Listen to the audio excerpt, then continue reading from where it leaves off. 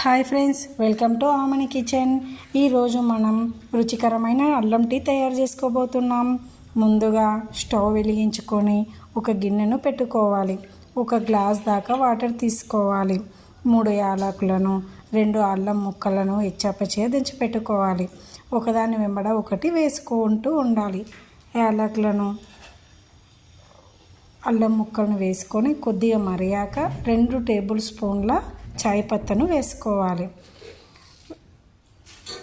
తర్వాత కొద్దిగా మలరాక 3 టేబుల్ స్పూన్ల చక్కెరను వేసుకోవాలి. వేసుకున్నాక కొద్దిగా మరిగాక 1 గ్లాస్ పాలు తీసుకోవాలి. ఎందుకంటే 1 గ్లాస్ నీళ్ళు తీసుకున్నాం కాబట్టి 1 గ్లాస్ పాలు తీసుకోవాలి. అప్పుడే అల్లం టీ రుచికరంగా తయారవుతుంది. కొద్దిగా మలరాక సర్వ్ చేసుకుంటే అయిపోయింది ఫ్రెండ్స్. రుచికరమైన వేడి వేడి అల్లం టీ రెడీ.